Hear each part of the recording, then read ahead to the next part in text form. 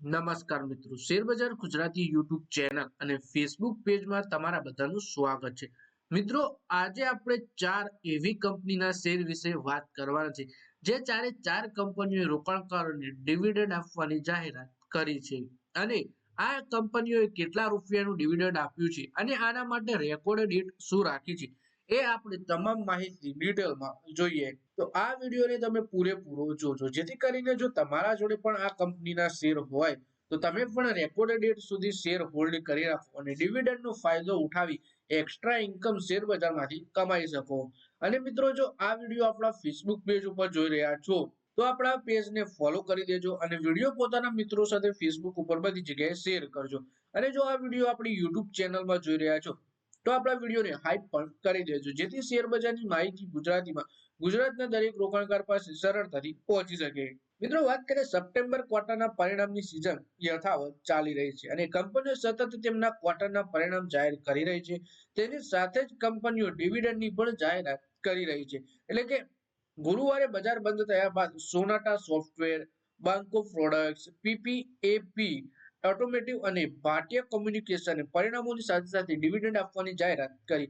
Dividend અને પરિણામના આધાર પર તેમના સ્ટોકમાં પણ એક્શન જોવા મળી. તો આ કંપની વિશે વધારે માહિતી ડિટેલમાં જોઈએ. સૌથી પહેલા સોનાટા સોફ્ટવેર વિશે વાત કરીએ તો બીએસઈ 500 માં સામેલ આ કંપનીએ નાણાકીય વર્ષ 2025-26 માટે પ્રતિ ઇક્વિટી શેર ₹1.25 ડિવિડન્ડ અને બીજું ઇન્ટરિમ ડિવિડન્ડ જાહેર કર્યું છે. ડિવિડન્ડની ચૂકવણી માટે 21 નવેમ્બર 2025ની રેકોર્ડ ડેટ તરીકે નક્કી કરવામાં આવી છે.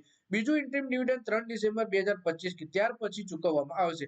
ગુરુવારે શેર ₹390 સ્તર ઉપર બંધ થયો હતો. એટલે કે ₹1.25 શેરનું બીજું ઇન્ટરિમ ડિવિડન્ડ જાહેર કર્યું છે અને 21 નવેમ્બર 2025ની રેકોર્ડ ડેટ છે અને ઇન્ટરિમ ડિવિડન્ડ 3 ડિસેમ્બર 2025 કે ત્યાર પછી ચૂકવવામાં આવશે.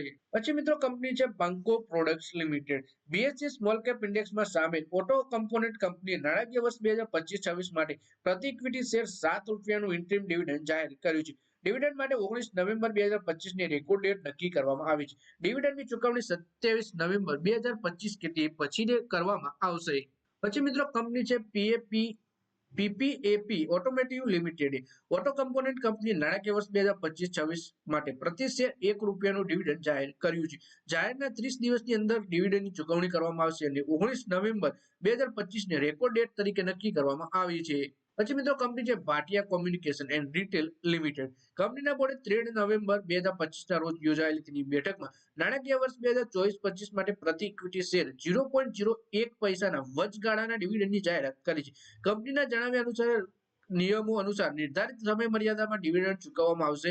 હાલમાં શેર ₹26ના સ્તરથી નીચે ટ્રેડ થઈ રહ્યો છે. તો મિત્રો, આ વિડીયોમાં આપણે ચાર એવી કંપનીના શેર વિશે વાત કરી જે કંપનીઓએ ક્વાર્ટરલી પરિણામની સાથે સાથે રોકાણકારોને ડિવિડન્ડ આપવાની જાહેરાત કરી છે અને ડિવિડન્ડની રેકોર્ડ ડેટ પછી રોકાણકારોને ડિવિડન્ડ ચૂકવી દેવામાં આવશે 30 દિવસની અંદર, એવું કંપનીએ જણાવ્યું છે. તો મિત્રો, આ વિડીયોમાં બસ આટલું જ. હવે મળીએ આવનારા